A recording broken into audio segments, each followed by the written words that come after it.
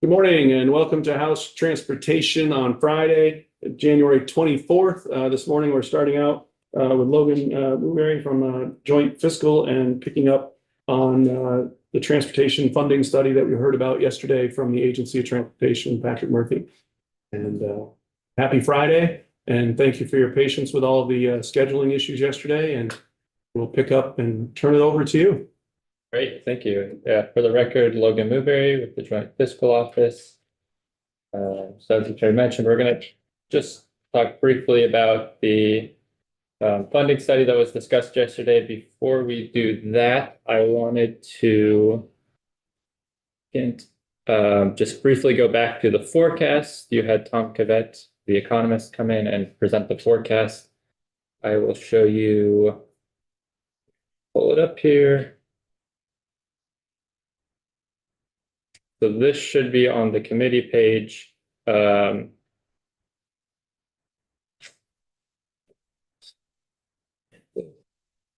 this is just sort of a different formatting of the forecast that was presented to you yesterday. I just wanted to briefly touch on these so that we're sort of familiar with the general thing. I know you've probably heard a lot of this that I'm going to say a number of times now, but I think it's good because this will be a thing that you'll be dealing with over the course of this whole session and into the future. So again, this is just breaking down the revenue sources here on the left-hand side. These are our five major revenue sources into the T fund. The first four columns at the top there are actual revenues that came in. Those are the ones from the past. And then 25 through 30 is what has been forecasted by Tom and was adopted on Wednesday. The first line you see within these sort of revenue sources is what was forecasted in July. And then the second line is the most recent forecast just a few days ago in January. So we do them every 6 months. And then you can see the change between forecasts. So if you're just wanting to sort of see if it was upgraded or downgraded, that sort of thing. So we have those for all the major revenue sources, as Tom talked about. We have the transportation fund sort of as a whole down there at the bottom. And then the TIB fund is the last two sections there. And then at the very bottom, combined together to get the total sort of transportation revenues. I won't spend too much time on this just because we already had this presentation. Just want to make note, as you already know, gas tax, diesel tax, the 5-year projection is a negative growth, right? Almost negative 1% growth in the gas tax and 0.68 in the diesel tax. The same, but more extreme for the TIB fund, just because it doesn't have that fixed component. So it is more variable based on gas price. We're looking at essentially a 2.7% decrease in TIB funds over the next 5 years. As mentioned, purchase and use is sort of our one good revenue source, growing above inflation at 3.22%. And then our other ones are sort of not declining, but also not growing in much more than inflation in some cases, or not in case of the DMV. So total T fund revenue growth, we're projecting about 1% per year over the next 5 years, which likely inflation will not be 1% growth. Costs will probably grow more than that. So, as you know, we had an issue here, revenue forecast. So with that, I will switch over to a short little presentation I have.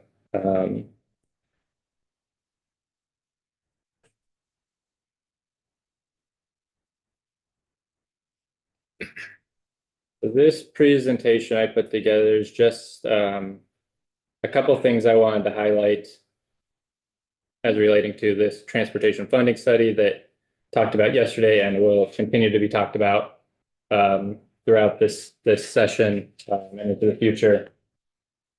First, I want to start off. This is the transportation fund, the T fund, going back until 2013 And then going out until I have it at fiscal year 2029. I didn't add in 30 yet. So that's the green bars you can see sort of actual revenues. And then these shaded ones are the forecasted revenues. And then if you look at this dotted line, this is if we take T fund revenues and we adjust them for inflation. So we keep them all steady at this 2013 dollar value. You'll see out here in FY29, we're actually collecting the equivalent less than what we were collecting in 2013 of equivalent dollar value, purchasing power. So this really just sort of shows that the P fund, while it may be growing every year, it is not keeping up with inflation. We saw a slight increase here thanks to some DMV fees that helped sort of boost that, but in large, we're forecasting declining collections there. That's just all to sort of continue on this larger conversation that we've been having about P fund revenues. So now to jump into more of what the study said. I just want to highlight these estimated transportation program need and the gaps. So this is straight from the report, if you want to read it. They say that approximately 317 million starting in FY 2026, and that the gap is expected to widen significantly due to construction costs and pressures of inflation. And as these financial challenges persist, is expected to grow, which we can see from this chart that they put together. As far as this sort of gap analysis goes, I think this section that they put in the report is important to note, though. Few states fund transportation at a level that approach, match, or exceed a basic needs, right? So this 300 million gap, as they mention, could be used as a benchmark at which to sort of think about additional revenues, but I think it's probably a little unrealistic to expect to make an additional $316 million in T fund revenues. This is just sort of to give you a guide on which to compare different revenue options, right? And should it maybe be taken as like we need to raise $300 million sort of thing. So this is a chart from the presentation that sort of lays out all the different potential revenue generation options and their estimated revenues that could come from that. I thought this chart did a good job of sort of laying them all out at once to see how much money is estimated from these different things. You'll see a lot of these MBUF on EVs, retail delivery fees, tire registration. They're a decent amount of money, but they're not, you know, right. They're not 300 million. They're not even, right. If we did an MBUF, they're estimating on all vehicles, maybe $100 million, right? So I think the big sort of takeaway and from this presentation should be that we need to be thinking about funding and the T fund in a very holistic manner. We need to be thinking of it through all the revenue sources that we are currently taking in, and then also multiple potentials, right? There's no one funding mechanism that is going to fix this. We're not going to implement a delivery fee and the T fund will automatically be good to go for the future, right? And they make these notes within their report. Like this first one, they make note that the only transportation related tax base large enough to generate meaningful revenue to fund a statewide program are vehicles, fuel, and road usage, which we currently, we do road usage through the fuel, but we currently do address a number of these vehicles through registration fees and stuff like that, fuel through our gas tax. Representative Powell? Yes, sorry, I came in a little late. The previous chart, can you go back to that? And it's showing potential revenues. Why are they dropping off, like on the mileage-based user fee, light duty vehicles? You know, goes from 111, then it goes down to 89. That is a great question. I didn't read through Chris, if you know off the top of your head. Chris, Joint Fiscal. that line that you're referencing excludes EVs, but I think that presumes that EVs will grow in future years. Oh, okay, so then you gotta add the two. I got you, yeah. You gotta That makes add the sense. EVs and that, so it does show Together. growth, okay. Thank you, Chris. Sure. That makes sense. Yeah. Cool. That, Yes, great, thank you. great. And then they make note here, the second line, about these other mechanisms can provide ancillary revenues, which is helpful in building a package of funding options to create a diverse portfolio for the state, right? So this is really trying to hone at like no one of these revenue sources is going to fix the issue. They also make note that mixing of revenue sources can help to sort of balance out the funding portfolio of the state, where we get our revenues, but also some of the equity issues that you might face, right? Some funding streams might be beneficial in one area, but harmful in another area. And so when you think about funding the state as a whole, it can help to balance it if you sort of diversify and have multiple funding mechanisms, right? So they have a mix of funding mechanisms, including traditional sources, innovative approaches, and complementary strategies is essential for resilient and flexible funding streams. And then a combination of mechanisms can help to mitigate the risks of declining sources from one source, provide a more consistent funding, and spread the cost burden more equitably across user groups. And then this is more to the same, where one single mechanism might perform well against one or a few principled layering funding strategies can effectively address multiple principles in combination, providing for stronger overall performance relative to Vermont's priorities. Right. And then the last bullet there, as always, there's no easy answer here. There will be trade-offs. Can't do everything, can't make everyone happy. This will be something that you all as a committee and this body will have to sort of grapple with, what directions we want to take the state in as it relates to funding, and looking at all the different options available to you and which one's best fit Vermont. Again, holistically, the whole picture, I think is key. And then this last slide is just if you're interested, we have done 3 now in the past, how many, 10 years or so, funding studies. There's a lot of information out there. We also have, if you're interested in this mileage-based user fee, which does sort of seem like the immediate steps that the agency wants to take and maybe the way of the future for a lot of states looking to this. They did do a report on that, which has a lot of good information if you're wondering about, practicals of that and how it might be implemented in Vermont.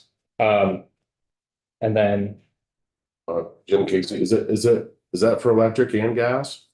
So- User fees? it could be, but right now, I believe the thought is to do it for EVs only, especially in the early years. And then maybe eventually, if works out well and it's the direction that the state wants to go, adding that for all vehicles.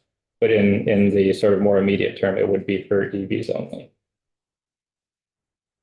And then just the last 3 there, if you want to look at those, are looking at Vermont's transportation program sort of as a whole. You have your transportation improvement program, which sort of lays out where the state wants to go. There's a long range transportation plan that sort of looks out, I think it's like 20 years.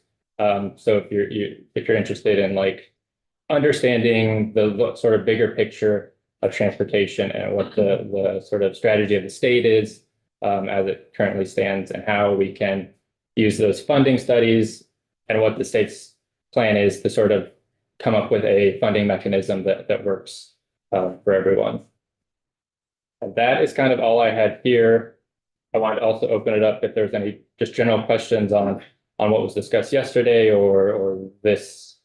This is a big topic that I think will be continuing discussion. And like I mentioned, is not necessarily an easy question to answer. There might not be one right answer. So that is sort of what we are tasked with in the coming years. Representative Burke? Was that? Yeah, I was just gonna say, the links are not working. Other than that, So I don't know how that. I mean, I'm sure we could find things. It's where let's see. it's more convenient. to do I can send them to you. it. But okay. It's not on my computer. Thank you. Thanks for that presentation. We all set? Oh, yeah, I'm sorry. That's all right, Representative Thomason. Thank you. And thanks for the presentation. So the alternative revenue options proposed are all transportation related. And you note that I think that's my take at least. And you note here that there's we could consider other mechanisms that might be helpful in building a package of funding options. So I guess I'm wondering, are there any principles or anything in statute that's sort of directing us to mostly lean on transportation related tax bases for funding the T fund, or other considerations when we're thinking about anything, any revenue generating options that are outside of, specifically transportation related tax bases? Sure. So I guess I'm not sure statutorily if there's anything limiting you. I do know sort of just Vermont, generally speaking, and as far as transportation goes, runs on sort of a user fee, right? For the, how am I trying to explain this? We run on a model of where for transportation, you pay for what you're using, I guess is the way to use it, right? So for example, the gas tax is sort of a way to get at that road usage, right? You drive more, you're going to have to buy more gas, you're paying more in tax doing that. So you're paying for the product that you're using and the service that you're using. The same sort of with registration fees, right? You're paying to register your vehicle, which then you're going to drive on Vermont roads. So there's sort of that connection there. The nexus to. A nexus to transportation is generally how we have done transportation funding. Right. Chris, I don't know if you want to add anything to that. I think you're doing, Mr. Chair, you illustrate, I think you're doing an excellent job of summarizing it, and it's not just unique to Vermont. I think nationwide, traditionally, transportation has been funded under what's often called the user pays principle. So, I think it's a fair question whether or not that universe should be broadened to reflect everyone who benefits from the system. But right now, most places, including the federal government, like the Highway Trust Fund is funded through taxes on motor related things like fuels. But the user pays principle tends to prevail. And well, I have a follow-up on that.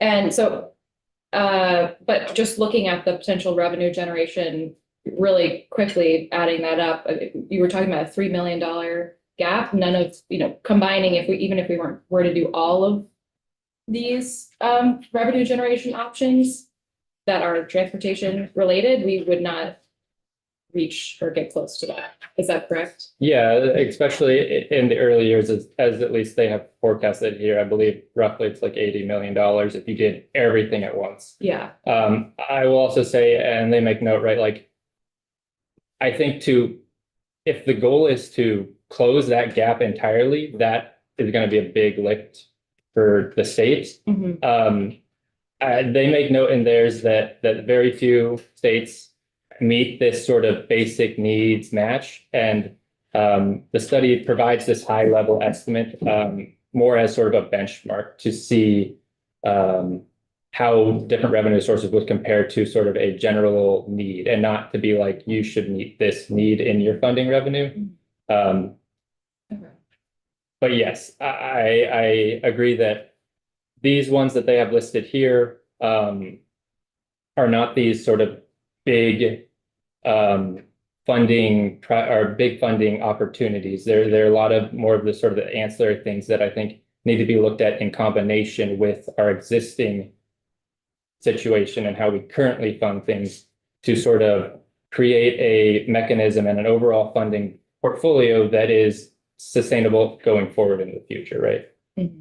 So like, as I mentioned, no one of these, or even a few of these together, are going to solve the problem in the long run.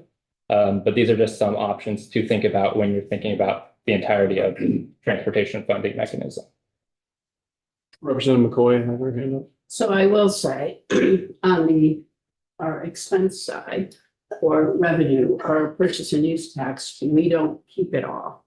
2/3 of it we keep. A third, I mean, yeah, 2/3 we keep, a third we give away. A third goes to education.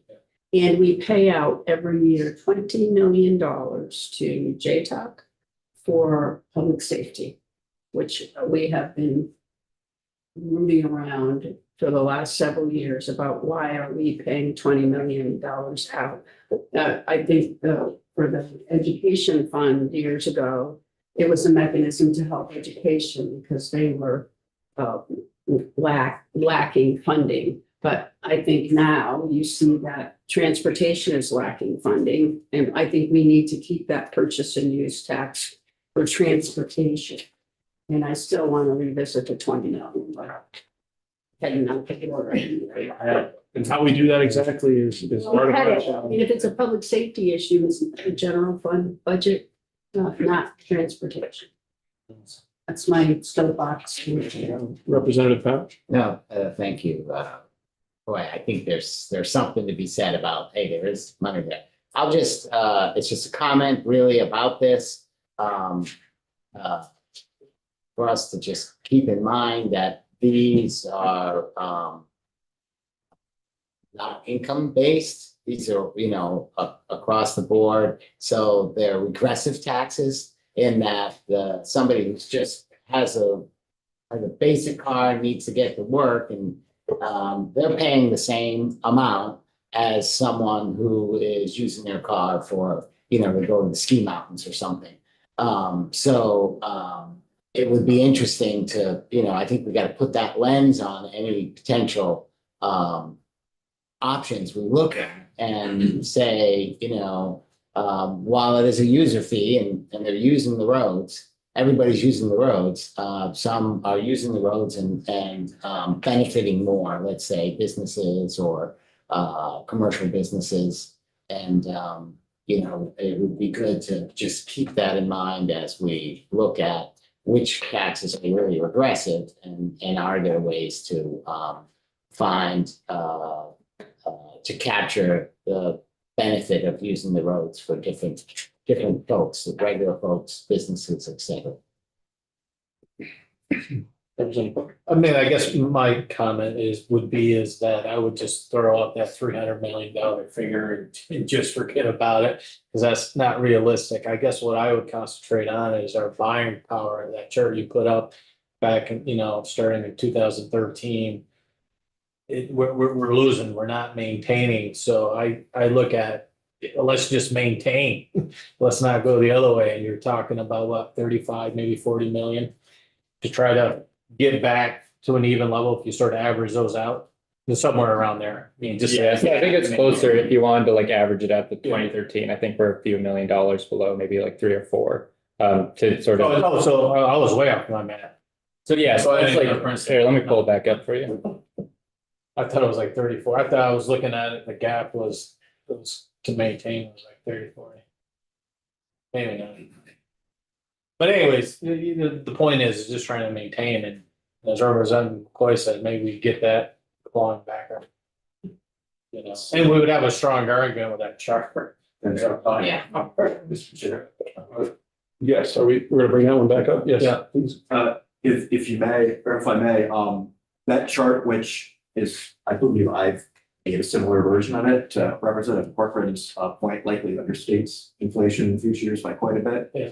That reflects the personal consumption expenditures index, and we had to apply something reasonable moving forward. Yeah. So that shows a 3% assumption. Okay. In reality, the costs facing transportation have been growing at a much more rapid rate than that, which the agency could speak to more specifically. That does not track like the National Highway Construction Cost Index or anything like that. And the wage package last year, I think, was 6.4% for most state employees. So you're talking about 30.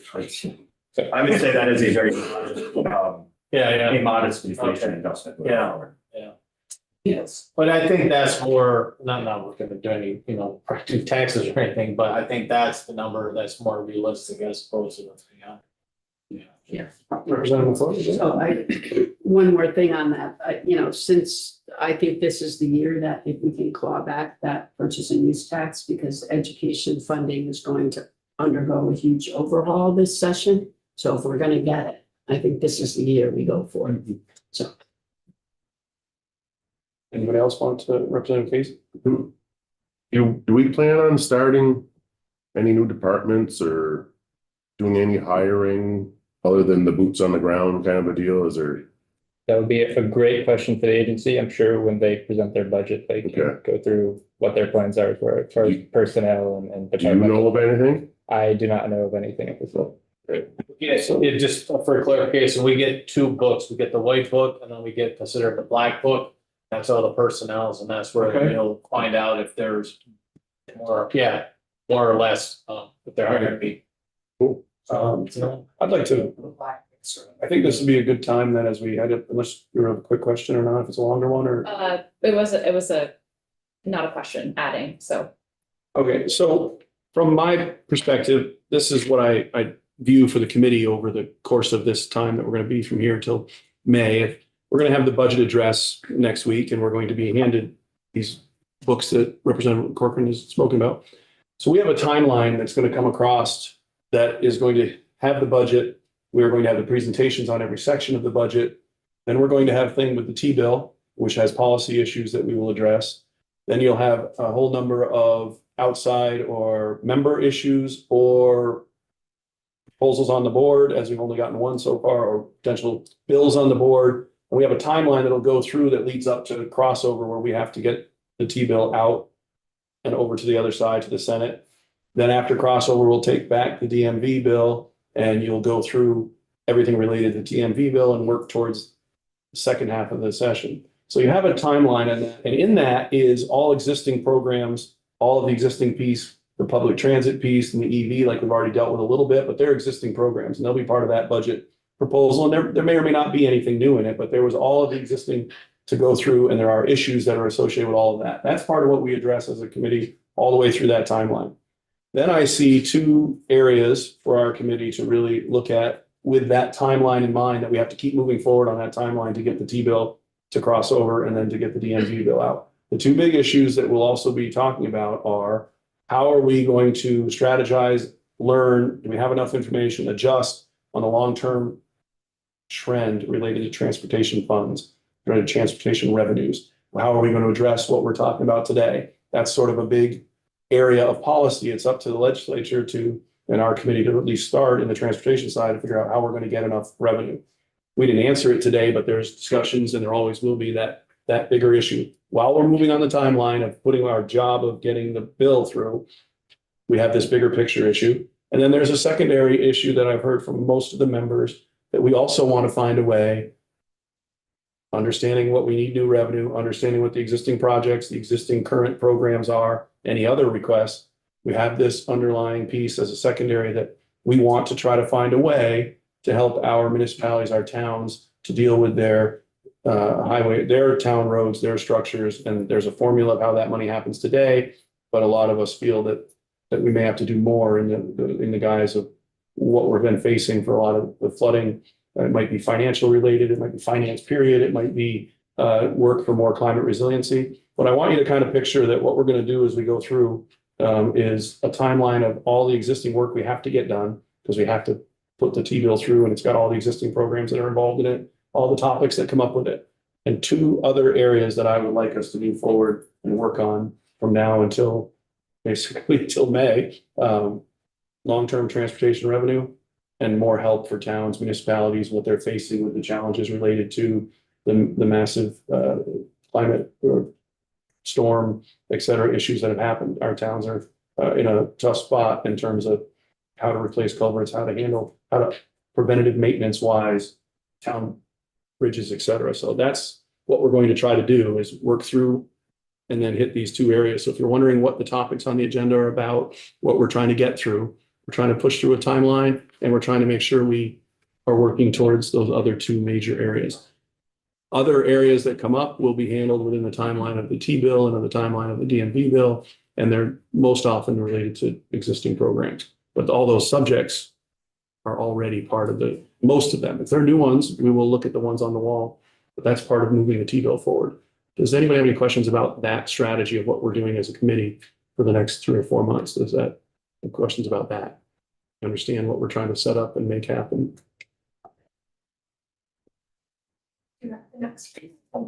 Waiting. And we're ready for our next presentation piece. So that's what we'll be going through in that part. I thought It was Acosta. Oh, I say, he's here. I say, but we can move on to the next spot and I can say he's on the waiting room in terms of in his computer, but he's here. I saw him somewhere. And thank you very much, Logan, and thank you for your patience and the moving of the schedule all week. So. Should I be muting something? Yeah.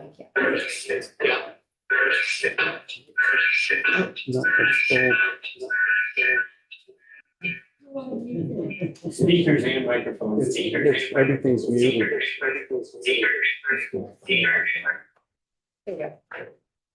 You just did it. Is that good? Yes. That's great.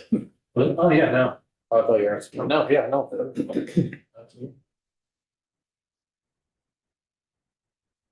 Yeah, he was in there earlier looking around. Yeah. Yeah, and they encourage us to use the HDMI. I'm gonna, it's on Monday, Tuesday, I'm gonna look on. And I can all these things. Yeah. I don't know if do you have to plug in or not? I'm not sure. Do I need to plug in?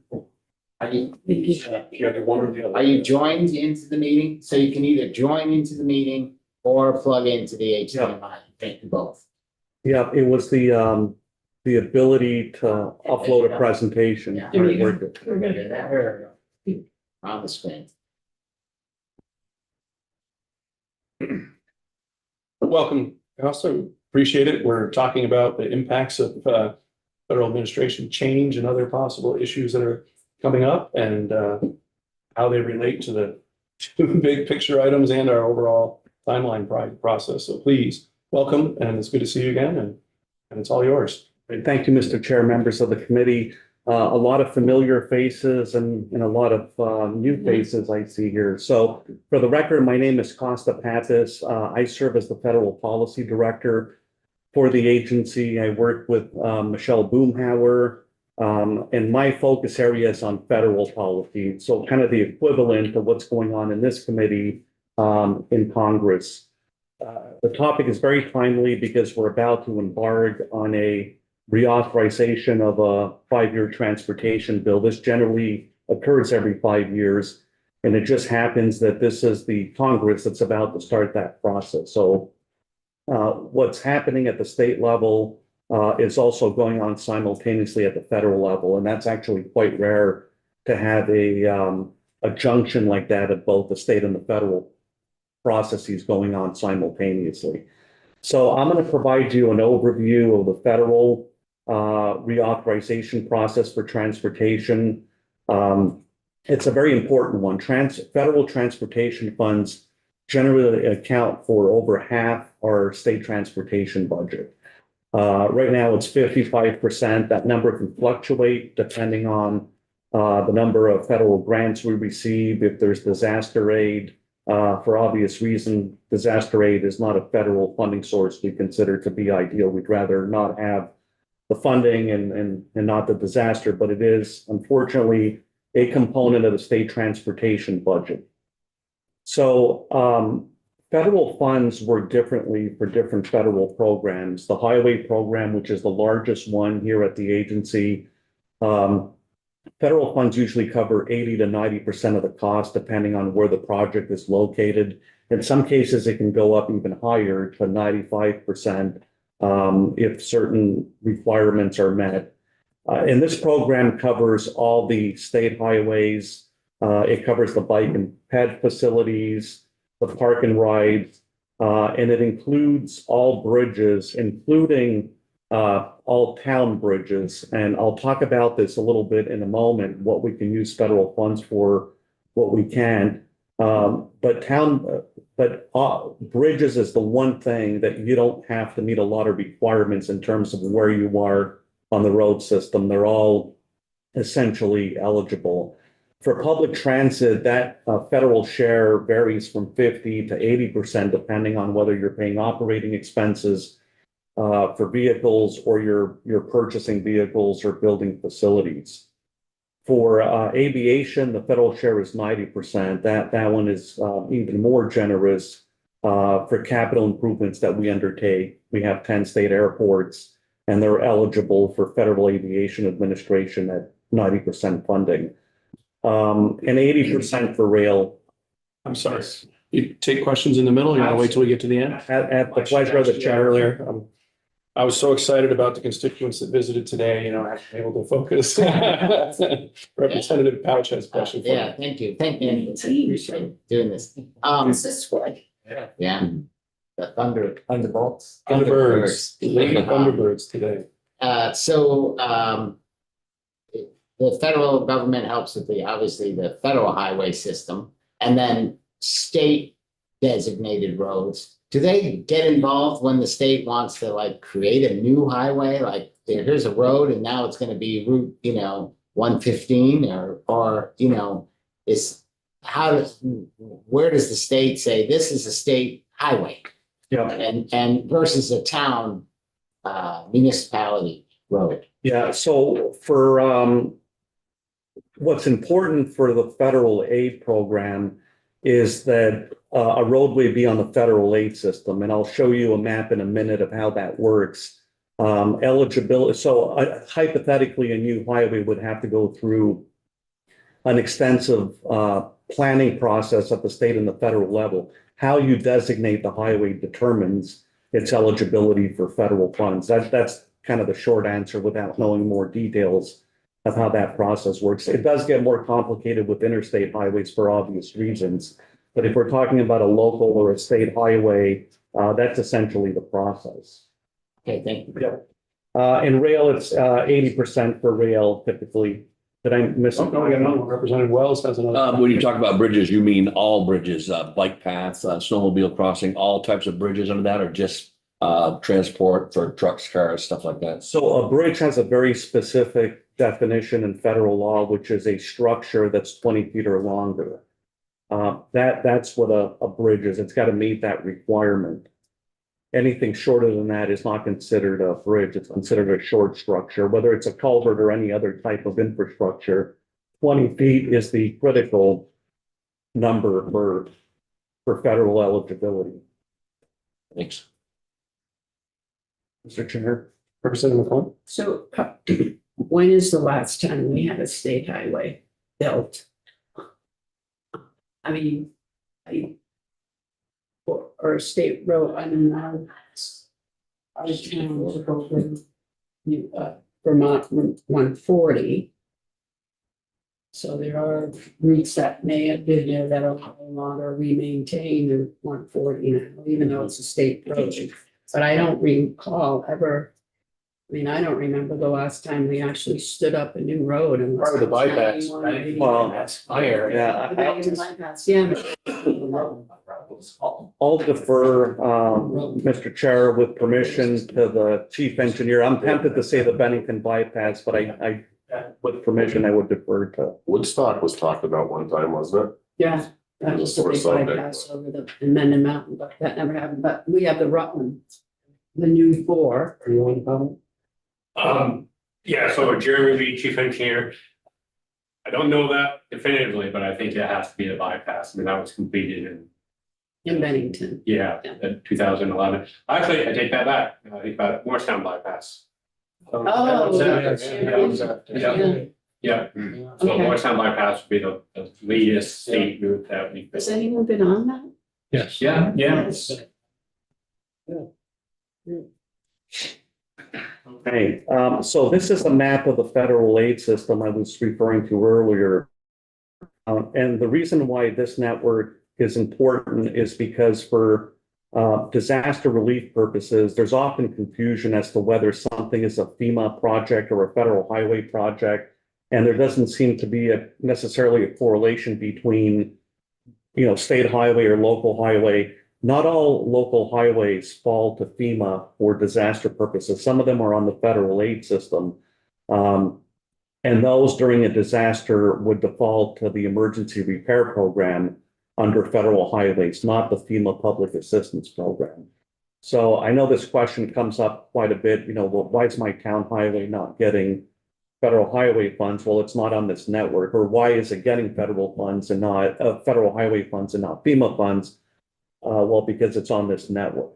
So there's a subset of this network that's critically important for other purposes, which is the national highway system. So take this map and focus on the major highways that lead to kind of interstate traffic. So Route 9, Route 4, Route 7, the interstate highways. That's important because we have to meet certain performance measures on that part of the system with the federal funds that we get.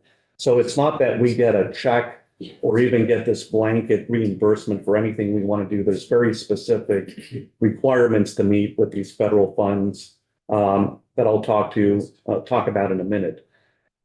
So here is just a chart that illustrates the continuum of dependence on different types of federal funds. On the left-hand side is the highway program, where the vast majority of the federal funds are formula-based, right? So they're kind of predictable. We generally know every year how much we're getting, and we can plan accordingly. Transit a little less because some of this has to do with annual appropriations. Aviation, even less because about 10% of the federal funds we get under that program are entitlements or formula funds.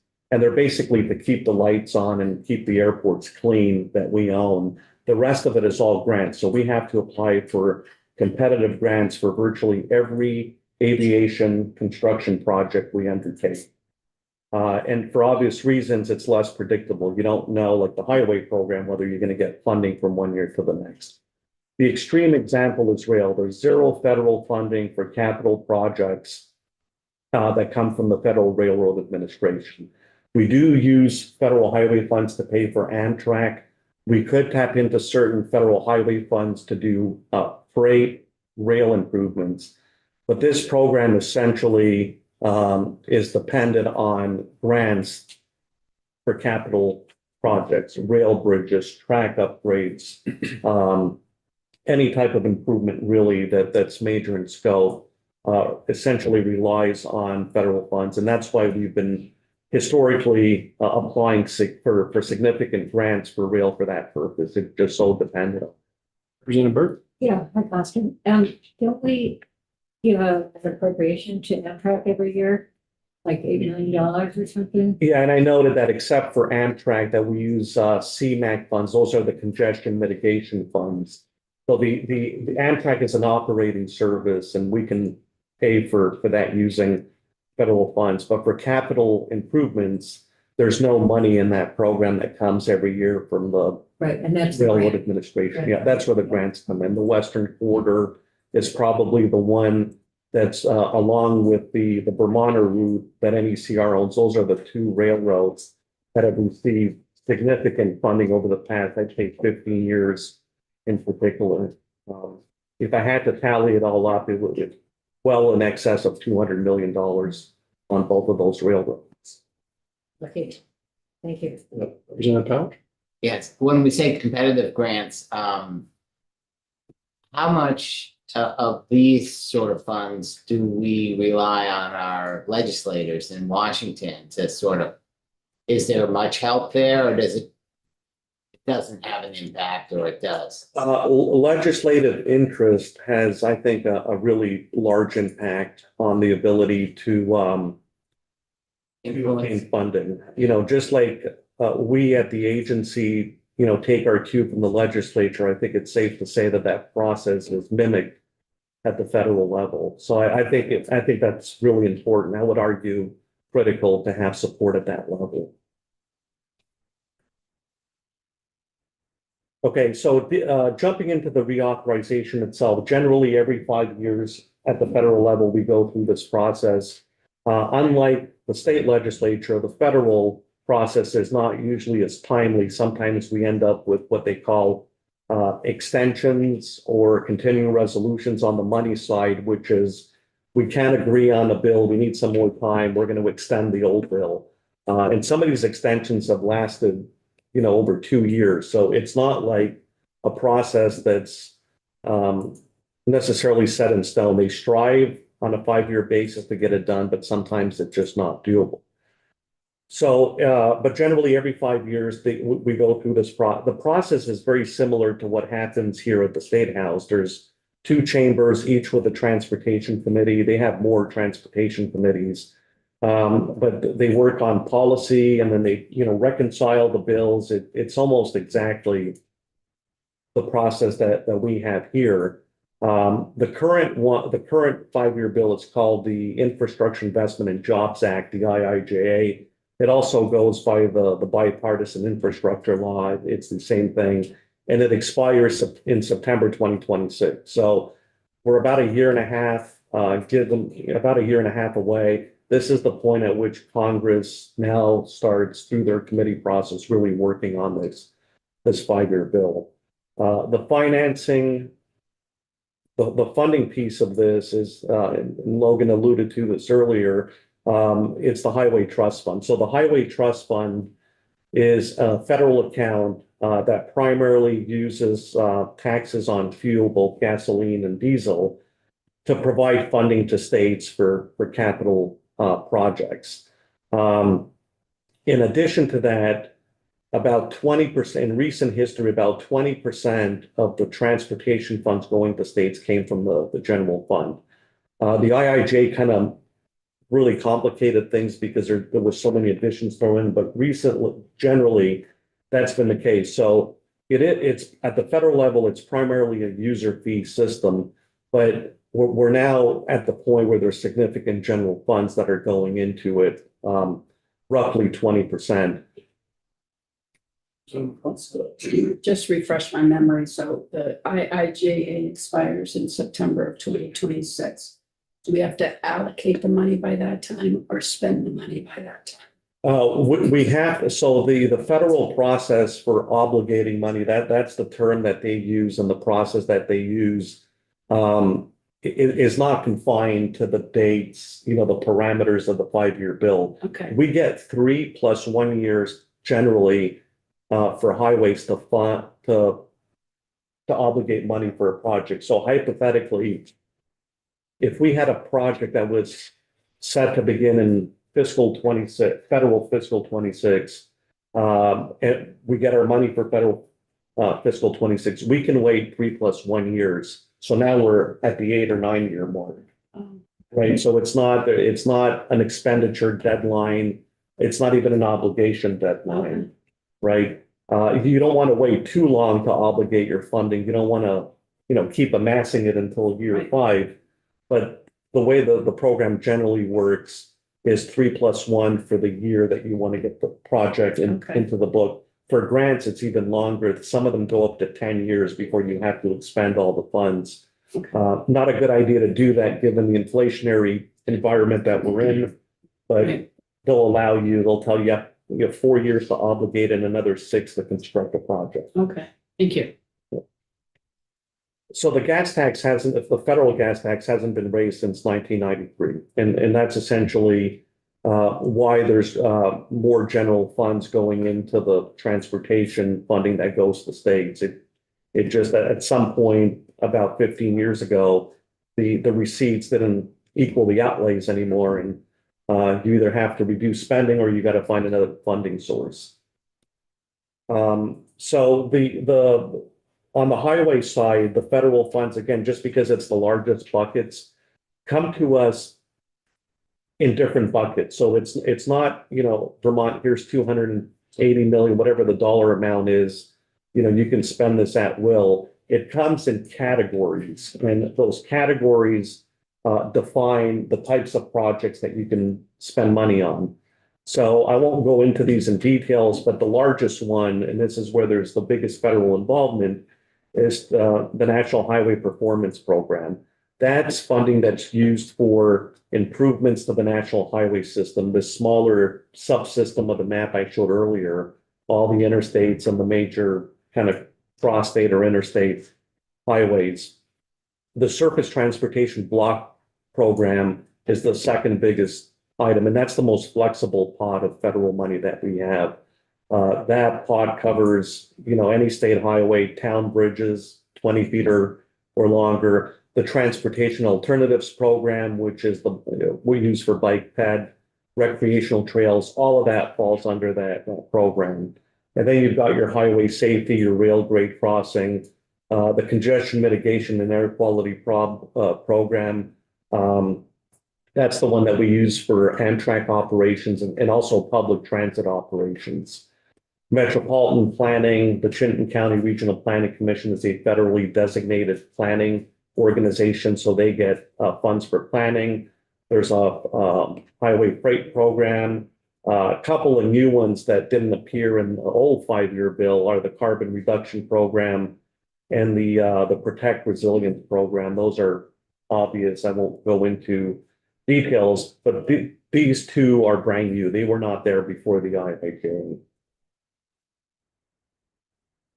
Okay, so on this chart, I provided the apportioned numbers. These were the numbers that were included in the IIJA in terms of what Vermont was to receive over the 5-year cycle of the bill. And I also included what they were under the FAST Act, which was the previous 5-year bill, just for comparison purposes. The core programs on top, the ones that are part of the federal aid system that are essentially kind of fixed, they were increased by about 35% or so over the last 5-year bill. And then we had the addition of a couple of general funded programs that were included in the IIJ. So these don't have anything to do with the Highway Trust Fund. They were from the general fund. One of them was massive, the $225 million bridge program.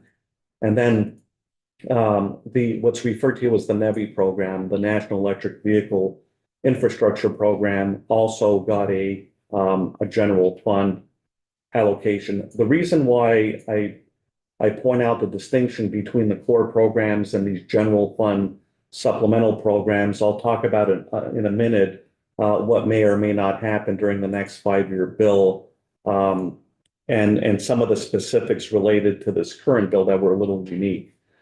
So I don't have a crystal ball. I don't know what's going to happen in Washington over the next 18 months.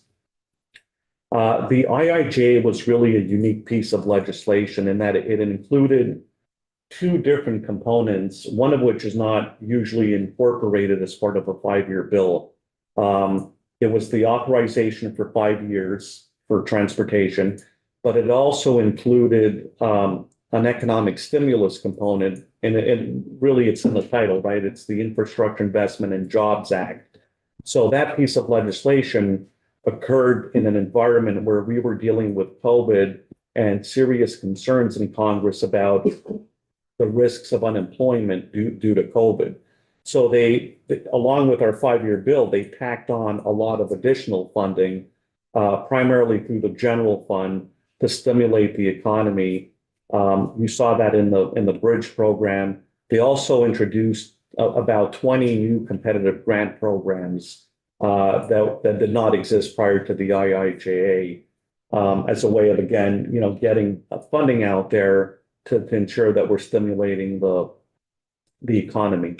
So although I don't have a crystal ball and know what's going to happen in the next 18 months, we do have 2 recent examples of what's occurred when there's been stimulus funding added to a transportation program in the past. The first one is back during the financial crisis of 2008, 2009. There was a lot of what were called ERA funding at the time. So these were stimulus funds intended to be used so we can get the unemployment rate back to where it was. In transportation, we got about $300 million or so in ERA funding, and the task was to use those funds ASAP so we can stimulate the economy, and that's what we did. When that funding ran out, it was not incorporated into the next 5-year bill, so that funding came and went. Another recent example happened a few months ago when Congress did their 5-year aviation bill. So the reauthorization bill for highways, transit, and rail is one piece of legislation. Airports are reauthorized separately. And what they did in the aviation bill is they took the airport improvement program, that's the core program that funds airports, and they said, not only are we not interested in continuing all this IIJA supplemental money, we're actually going to raise your funding level to 20% in year 1 and leave it flat for the next 4 years. which is historically what the aviation program did. So what they effectively signed off on is to discard the IIJA supplemental funds for aviation and to allocate funding that doesn't even meet recent inflation, never mind inflation going forward. Why that was done, again, I don't have the crystal ball, but it could be a sign of an approach for the other programs come 18 months, right? We have same group is going to work on the highway bill that worked on this aviation bill. So we'll see. Why is this important to us to follow this federal process? Well, over half our funding comes from it. So from a risk management perspective, we're just highly dependent on federal transportation funds. That's the reality. Small state, rural state, limited ability to raise revenue sources you see in large states like tolls, that sort of thing is very difficult. Inflation has created, what I think is unprecedented cost pressures. I can, in my nearly 30-year career, cannot think of another era where this has occurred, where, you've seen the construction index. Chris has talked about purchasing indexes. No matter what indicator you look at, they've all increased significantly and dramatically. We also don't know what the policy priorities of the new administration in Washington is, and that's the other big variable whenever you're undertaking a reauthorization process, right? Congress works on bills. The degree to which they're influenced by an administration is really dependent on that administration. Some of them are more passive, some are more aggressive. So that will play out over the next few months. So that's it in a nutshell, Mr. Chair. I just wanted to provide an overview for how this is going to work moving forward. So we all have an understanding of the mechanics of this process. Thank you. Representative Burke? Thank you, Costa. It's very clear. So I guess the big question is, nobody knows that. You don't know it, is whether the money that has not been spent in the Protect program and the NEVI program and the third program, whether the carbon reduction program, whether that's going to get clawed back. Can it get clawed back? Yeah, legally, or what's the mechanism, or does it have to be allocated, spent? What's the way? How does that work? Yeah, it's an interesting question, Representative Burke, because there was an executive order that was issued on Tuesday to basically suspend large, if not the entire federal aid program. It was a very broadly worded executive order. So although there was a couple of specific programs mentioned in it, there was also a such as, right? So it's not limited to what was in the executive order. The executive order spoke specifically about the NEVI program and also the CFI, which I keep forgetting the name of that acronym, Charging Fueling Infrastructure Grants. Those are competitive grants. But right now, we're working with our Federal Highway Division office and also our congressional delegation to understand what exactly is being proposed as a practical matter resulting from this executive order. Because we don't know, and the executive order itself talks about a process to figure out, how to disperse funds for what program. So it's very ambiguous right now. And we don't really know exactly what it entails. The direction will come from the Office of Management and Budget, which is I believe the equivalent to the administration's, advising capacity. And I'm sure there's going to be congressional involvement in that process too. So we don't know is the short answer at this point until we get something in writing from the federal government telling us what we can and cannot spend money on. Yeah, it's difficult right now.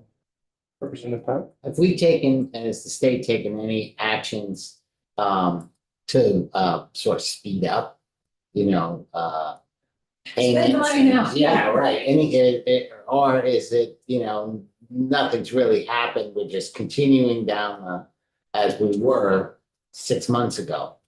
Yeah, and I don't know if, Mr. Chair, if Jeremy is planning on talking about that point. The short answer is, the federal government considers obligation, when they federally obligate money as a critical junction. That's what it's been historically. What the executive order that was released on Tuesday talks about is disbursements of funds, and that has a very different meaning legally and practically. After obligations. After obligations and drawing down. So that line is one that we're trying to figure out right now. We're working to assess the risks of taking or not taking certain actions, and I'm sure we'll have an updated report for you pretty soon once we can figure that out. There's a lot of moving pieces to this right now. Just reading the press, you can tell what the concern level is for different parties involved in transportation. But we like to operate with things in writing for that reason. Anybody else have any questions? I think we're good to move on to our next piece. Costa, thank you very much. Appreciate the testimony, and I know you've got your eyes and ears out for all of the developments that'll be moving quickly in the next however many months that is. Absolutely. Thank you. We'll see you again, I'm sure. Thank you very much.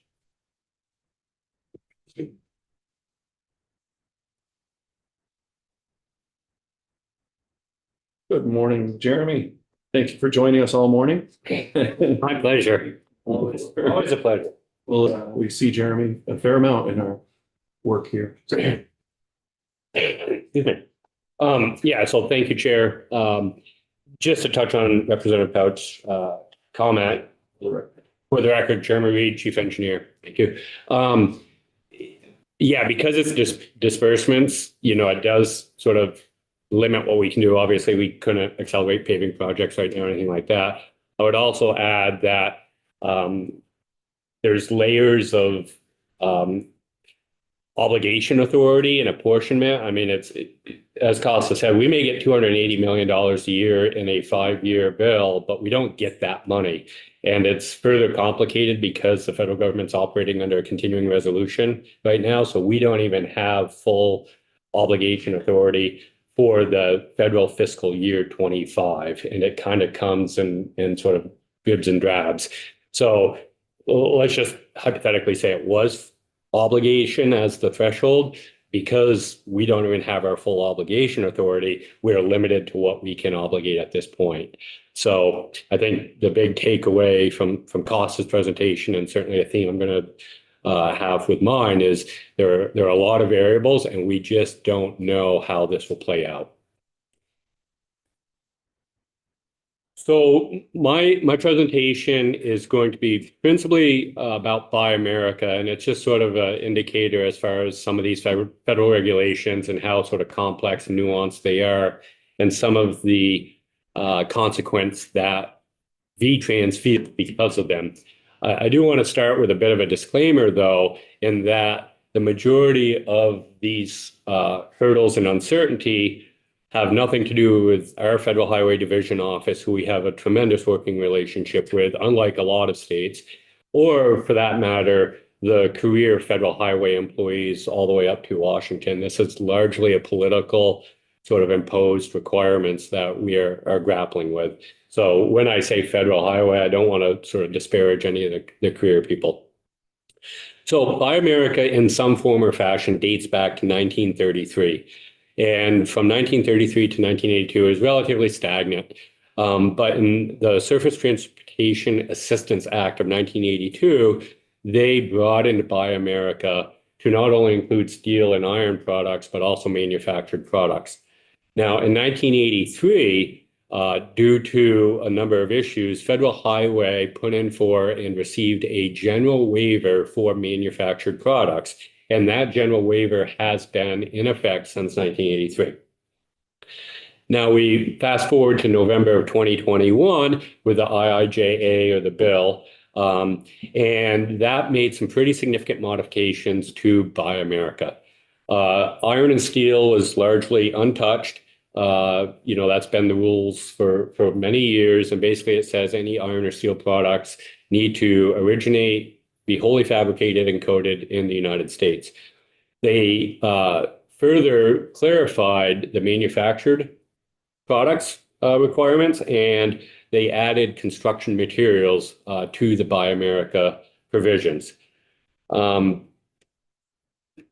Since 2021, there's been numerous memos and guidance documents and publications, largely originating from OMB, but then trickling down through Department of Transportation and ultimately Federal Highway on how to interpret the 2021 law.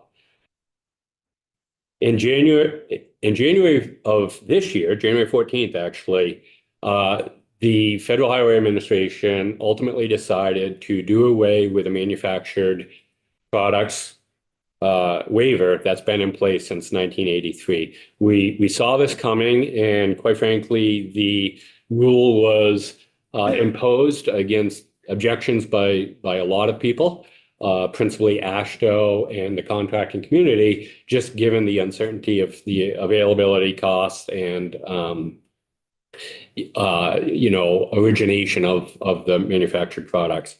So what that rule says is that as of October 1 of 2025, manufactured products will need to be finally assembled in the United States. So in theory, you can source the constituent properties of that final product wherever you want, so long as final assembly occurs in the United States.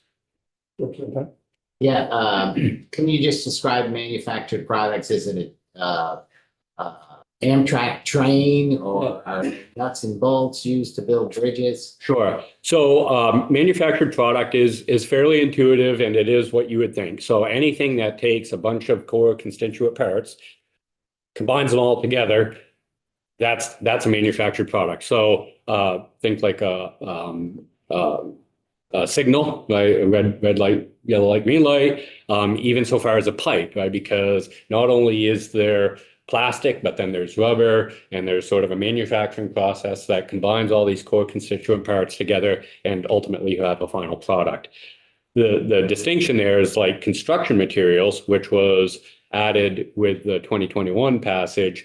Those are like raw materials. So think sand, cement, timber, things like that. Now, within that 2021 passage, it did actually exempt many core constituent parts, like sand was exempted, cement was exempted, binding, how do I want to say it? Binding materials like asphalt was exempted.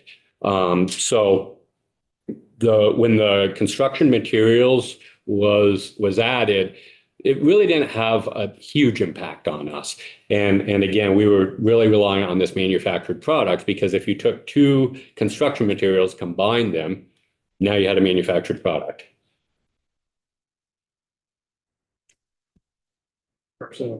So, I remember when we were first getting into purchasing the charging stations for electric vehicles, and they were manufactured in China, so we couldn't, because we were in the Buy America phase. So this will alleviate that problem. This will exacerbate that problem. This will exacerbate. Yes. Okay.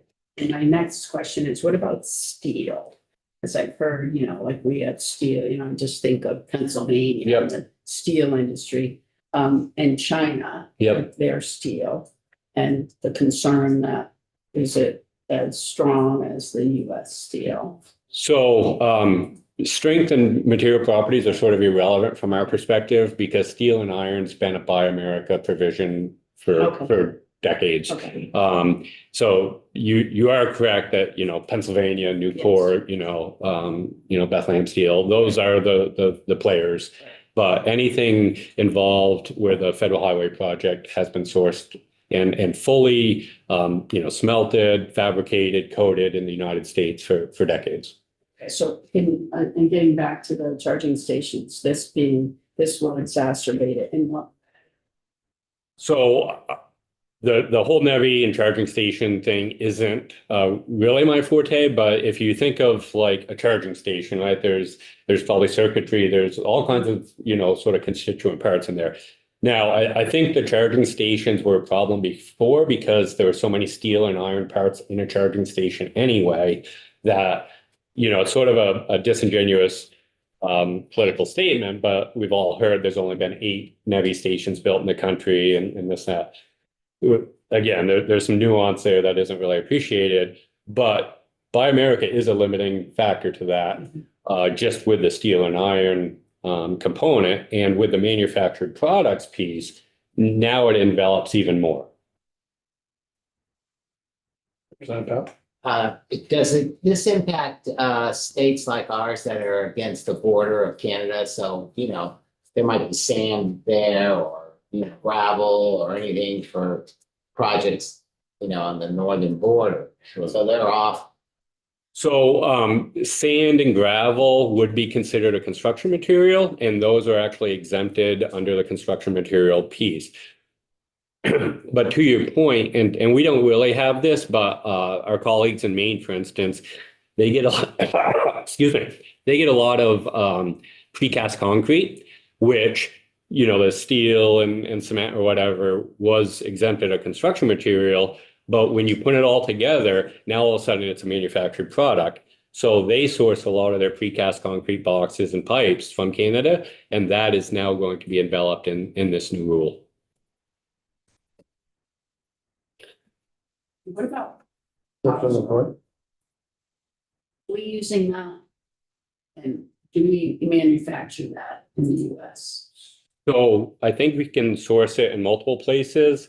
The way I would interpret pozzolan is that it is a cementitious material, and it is therefore exempt from our construction materials piece. Are we using that? Yep. It's an option. We don't necessarily mandate it, but it is an option. What was the material? I'm sorry. Pozzolans That. goes in concrete. Kurt McCormick. Yeah, I was just saying, the words out of my mouth. That's a Kurt McCormick thing. Yeah. But it was supposed to be stronger than. Yeah. Yeah, I mean, but it does have More some, expensive. well, and it's not as workable. I mean, there's trade-offs with everything. Like there's no like perfect material. So. Yes. Thank you. So as I was saying, starting October 1, final assembly needs to be in the United States.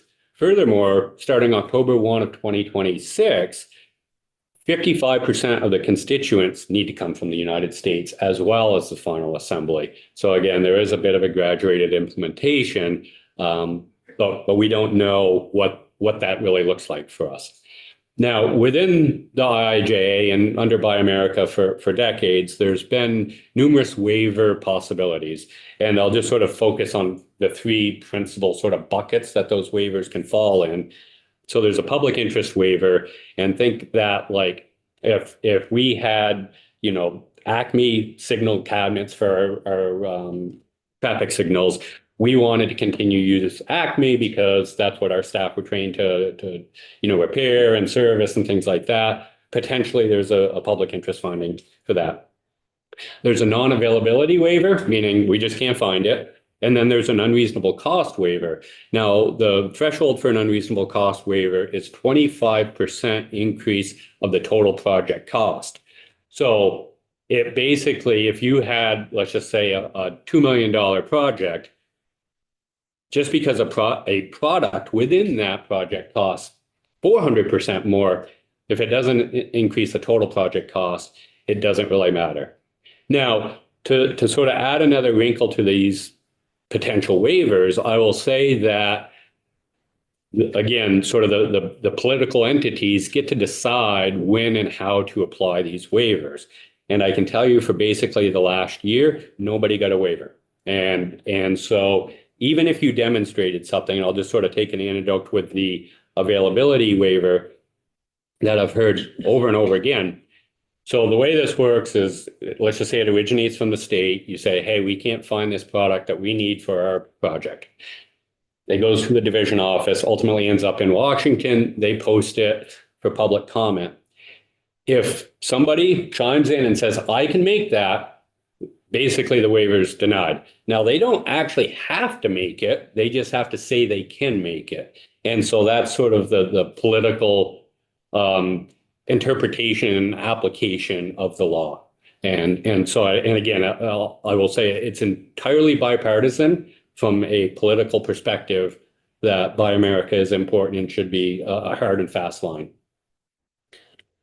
So, ultimately waivers are not something we can count on.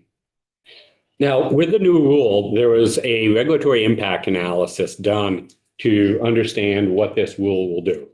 And the benefits of the rule could not be quantified. So they just discuss qualitative benefits of the rule, such as redundancy in the supply chain, lack of dependency on foreign entities, manufacturing jobs, things like that. So there were, I'll just say, a theoretical application to how we benefit from those, but they couldn't assign any numerical value to any component of that. They were able to do a quantitative assessment for what it would cost, though. And so Federal Highway, and I didn't dig into the methodology, but they looked at what it would cost Federal Highway and the states as the principal recipients of this money. They did not look at potentially contractors' cost and project delays and ultimately user costs. Right? If a project can't move forward, there is potential user cost to that. So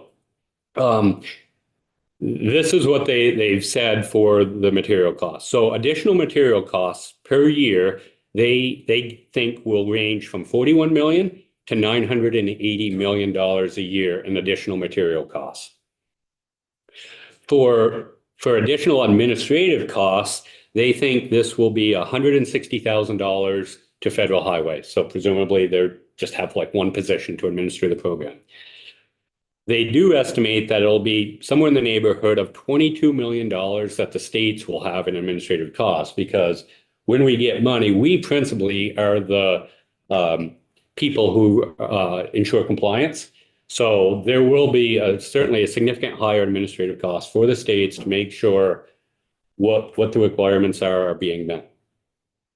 Now, when you roll this all up and project it over a 10-year sort of cycle, excuse me, the 10-year total costs are estimated to be between $545 million and $8.466 billion. And again, that's just to the states and Federal Highway. That's not user costs, that's not delays, anything like that. So, excuse me, I'm sorry.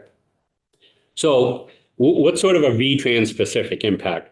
So as I said, we sort of saw this coming, just given the mentality in Washington. So we looked at all of our pay items. So our projects are broken into very discrete pay items, right? It's unlike building a house where you may say, give me one house and it's $300,000. Every component of that house we break out. That gives the contractor a little bit more certainty that the work they're going to perform will be paid for if there's sort of minor changes along the way, reduces their risk and provides for better financial outcome for everybody. So we have 1,200 pay items associated with our projects.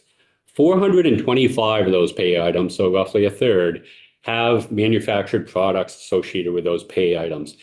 We went out and looked, and we cannot confirm whether or not a product is available on 309 of those pay items. So roughly a quarter of our pay items, as I sit here today, we don't know if we can meet the Buy America requirements for those pay items. So again, the overarching message is we don't know how this is going to play out between the waivers, if there's going to be extensions, et cetera, et cetera.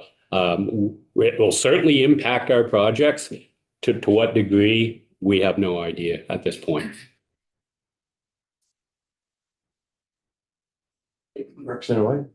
So just further on that comment, so you don't know about 300 and something of the products because the vendors that are selling them to us can't provide a list of materials and where they come from? They don't have that information, or they don't? At this point, they either don't have that information or they're not willing to share it, right? So there's obviously competitive edges in any industry. And until it becomes the rule of the road, which just happened on January 14th, they weren't willing to voluntarily disclose that information. Yeah, and I think that's a good point, that it's unconfirmed. We're not saying conclusively there are none, it's just we don't know.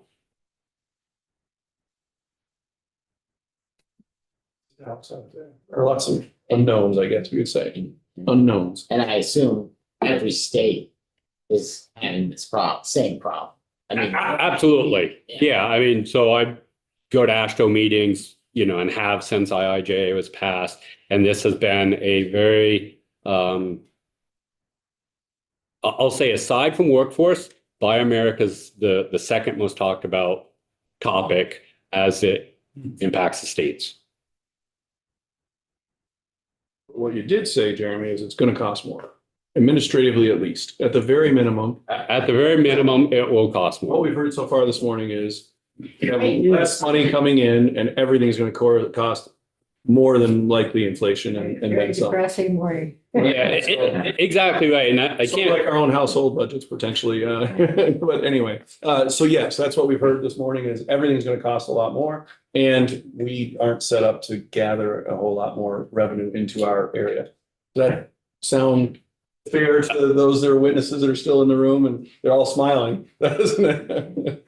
That's not, is that what I heard this morning? Right. Is that what the members of the committee heard this morning? Yeah. That means we have some work to do to figure out what are we going to be able to do to help? And I can't remember if I've given my inflation presentation to this committee this year.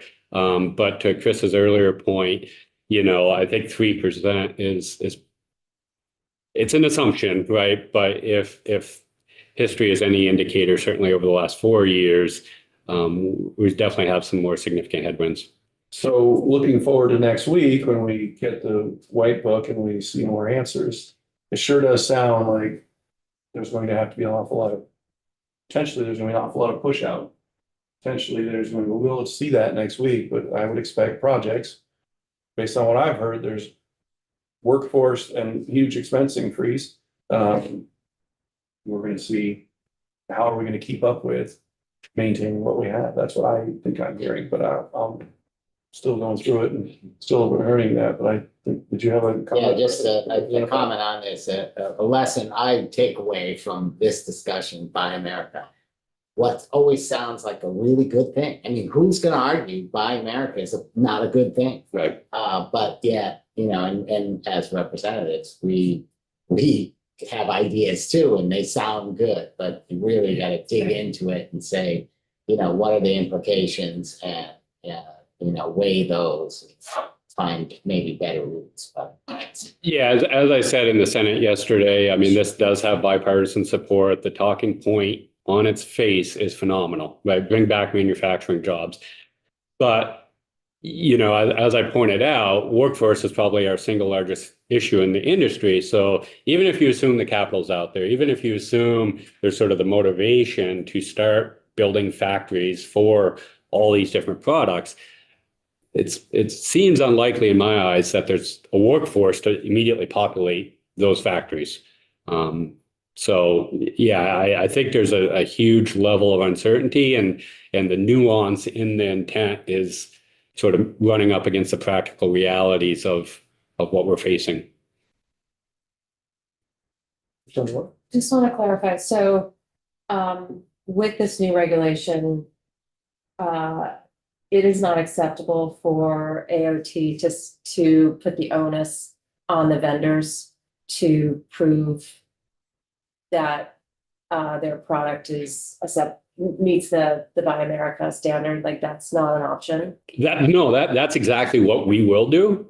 And there's going to be an administrative cost for that, because we'll need to take in all this paperwork and things like that.